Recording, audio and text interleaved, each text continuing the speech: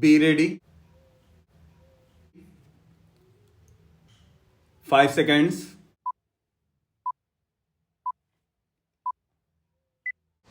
Start. Mr.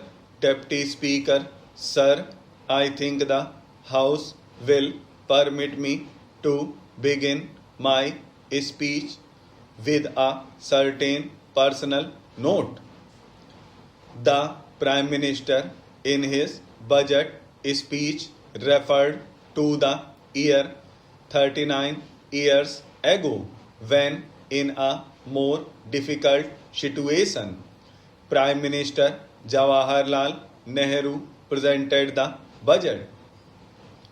The House will remember that at that time it was an unprecedented shake up in the finance ministry, in which the finance minister, the principal finance secretary, the chairman of the LIC, and other senior ministers and secretaries had to leave just a few weeks before the budget.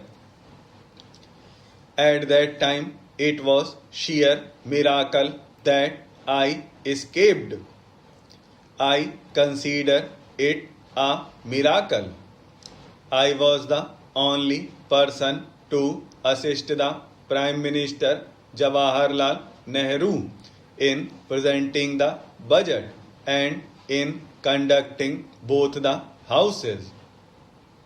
It is a matter of great honor and privilege which I recollect after 29 years that Prime Minister Nehru commanded the work that I humbly did to assist him in those difficult times. Today, the Prime Minister's budget speech clearly and sincerely puts the economic development of this country on the path chartered by Jawaharlal Nehru. It is borne not only by the three quotations of Nehru in his speech, but also by the form and content of his analysis of the economic scene and the measures proposed by him. It also reflects Prime Minister's distinct personality. He has not given to political or populist approach. He acknowledges the seriousness of the challenges on the economic front and reveals an attempt to respond to them with utmost seriousness. His speech distinguishes itself by his honesty of purpose and seriousness of the proposals that he has made. His budget speech also clears several myths. He has demolished several myths. The commitment to wage a battle of eradication of poverty has been reimposed. Whatever the honorable members on the other side may say, this is a rededication with all vigor and force of his commitment for the eradication of poverty. This is also based on productive employment of the people, creating so many man hours and man days. It is on the basis of productive employment and not on the distribution of charity syndrome. All these proposals are linked to productivity, employment, and growth because there is an inescapable link between growth, employment, and productivity. Therefore, the battle for eradication of poverty has been placed in the overall framework of accelerating growth. Because the basis of the Congress ethos and its economic and social policy has been independent national economy. A country like India, if it has to follow an independent policy of non-alignment, it cannot follow that policy unless it builds up a national economy. It should be an independent national economy based on social justice, commitment to socialism, democracy, and secularism, which Jawaharlal Nehru put forward and behind which in Parliament and in the country there was a national consensus.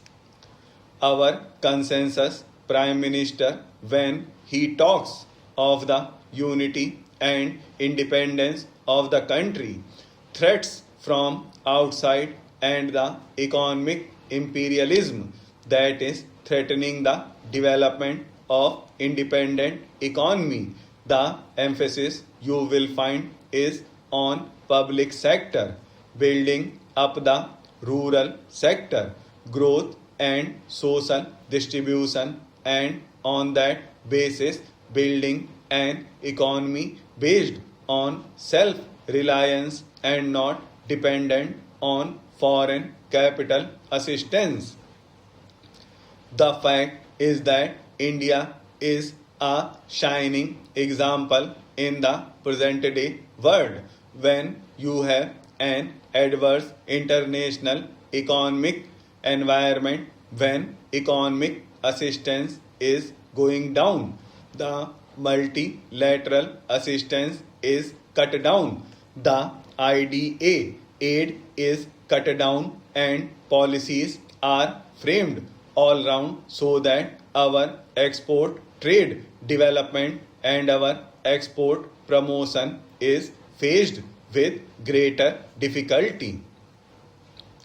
Even then, because of the economic policies laid down by Jawaharlal Nehru and successively followed by Indiraji and reinforced through this budget by the present Prime Minister, it shows that this is the only way and this is the only model in which India should develop if it wants to maintain its dignity and emerge as a prosperous and strong country.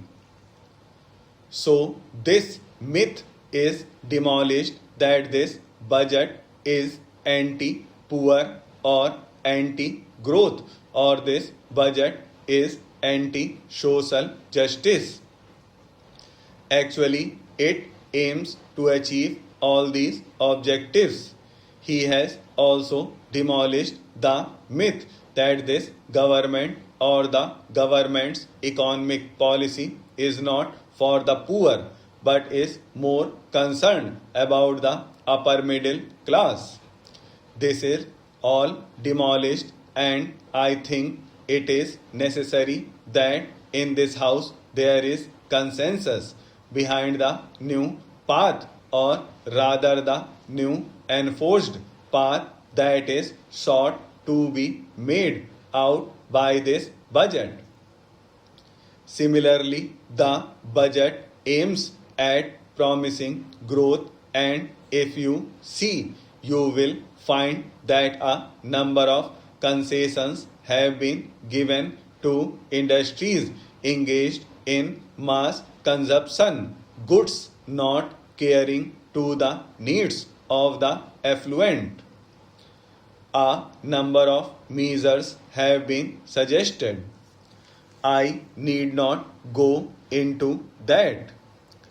It particularly tries to promote indigenous capital goods industry, which is the basis of self-reliance and which is the basis of promoting growth in the future development of our country.